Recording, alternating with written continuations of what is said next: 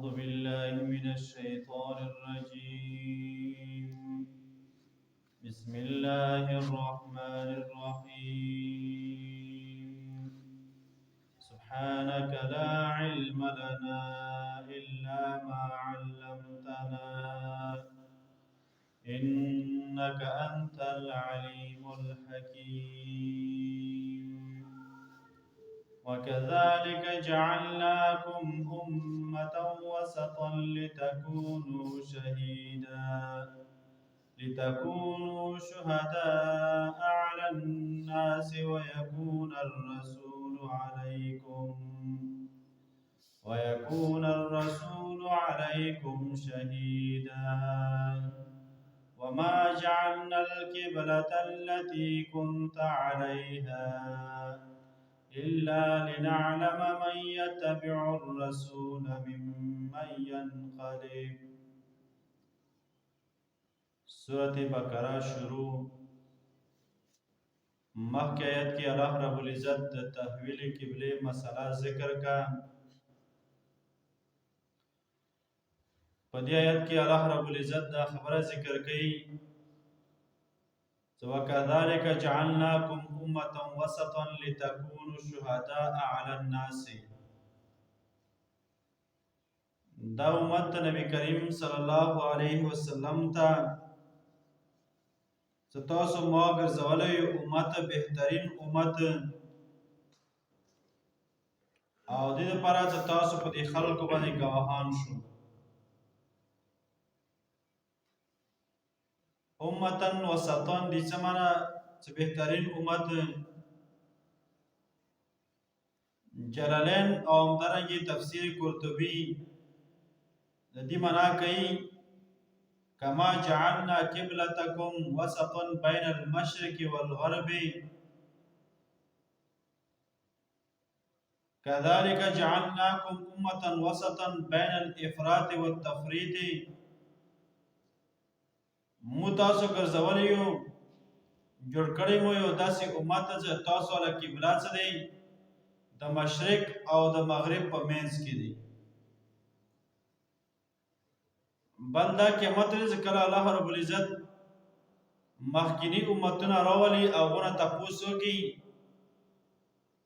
چې کوم شرک او کفر کړی وي هغه باره کې و آیا تاسو څوک نه ورغله داسې ویره درکوونکی چې تاسو ته ویره درکړې وي د جهنم نه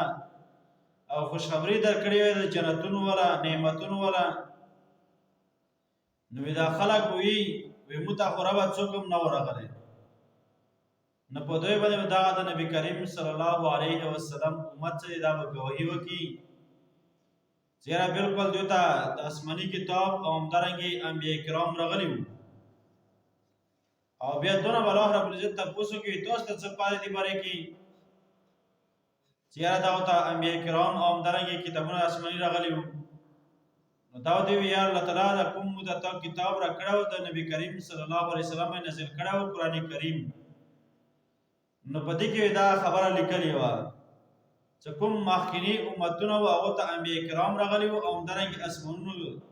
چې کوم اسمان نه آسماني کتابونه راغلي وو د هغو تذکره هم ورکې موجوده وه. او بیا په دې امت باندې به نبي کریم صلی الله علیه وسلم بیا چې دی نو هغه به ګواهي کوي ویکون الرسول علیکم شهیدا. څه معنا ویشهد الرسول علیکم بالتبلیغ. دا پیغمبر به تاسو به د دې خبرې له ګواهي کوي د تبلیغ والا یا دا چې تاسو ته څه دی فبلغوا ونصحوا تاسو ته د انبیاء کرامو طرف نه د الله تعالی طرف نه د پیغمبر طرف نه نصیحت دا رسېدلی و قرآن کریم تاسو ته رسېدلی و. نو ځکه هېڅ دې دپاره مو تاسو دغه بهترین یا دغه یوه ډله تاسو څه دی غوره ډله جوړه کړې دي دې دپاره چې تاسو په خلکو باندې ګواهي وکړو او بیا دغه رسول چې دی په تاسو باندې ګواهي وکړي. وما جعلنا القبلة التي كنت عليها إلا لنعلم من يتبع الرسول. پرون آیت کې ذکر کړی او مسله د تحویل د قبله والا د قبله بدلیدو والا. نو دې کې ذکر کوي ویره د قبله کې د حکمت څه و چې الله تعالی قبله بدله کړه. وی دې کې دا حکمت الا لنعلم من يتبع الرسول د پیغمبر علیه الصلاۃ والسلام څوک تابعداري کوي کوم خلک د پیغمبر تابعداري کوي نو هغه بغیر د شک شبهه او بغیر د اعتراض نه باغ نبی کریم صلی الله علیه وسلم سره قبله او بدل کی بیت المقدس نه او بیت الله طرف ته مخونه وړي او کوم خلک چې دي هغه نشکر او د الله تعالی نعمتونو باندې کفر نبی کریم صلی الله علیه وسلم نه انکار کول چې د الله تعالی رسول نه دی نو دا چې کنه قبله بدلدل چې ان كانت لکبیره دا مشکل نه دی په څو ګران نه دی خو په او خلکو باندې چې هغه خلکو ته الله تعالی هدایت کړی او دا مشکل نه دی خو کوم چې الله تعالی هدایت نه کړی بس خپل خو باندې یری د پیغمبر او د الله تعالی کتاب نه مخ اړي او خلکو باندې ګران دی دا خبره وكذلك جعلناكم أمة وسطا لتكونوا شهداء على الناس همدارنګه موږ ګرځولې دو تاسو یو امت یا جوړ کړی یو مو تاسو یو امت یا یو ډله غوړه بهترین ډله دې لپاره چې تاسو گواهی وکړو په خلکو باندې ويكون الرسول علیکم او دې لپاره چې شي دا پیغمبر په تاسو باندې شهیدن گواہی کوونکې وما جعلنا القبلة التي كنت عليها مون دې ګرځولې دا قبله چې په کومه باندې توي و دې لپاره چې نعلم من يتبع الرسول څوک دا پیغمبر تابعداري کوي ممن ينقلب على عقبيه او څوک په خپل پوند باندې واپس کیږي یعنی واپس مخ وړي وان كانت لكبيرة الا على الذين هدى الله یقینا دا ګرځیدل د قبله والا یا مخ اړول بیت الله شریف ته د پیغمبر صلی الله علیه وسلم سره دا قران دی مگر نه د قران په خلکو باندې چې کوم ته هدایت کړی وی الله تعالی وما كان الله ليضيع ايمانكم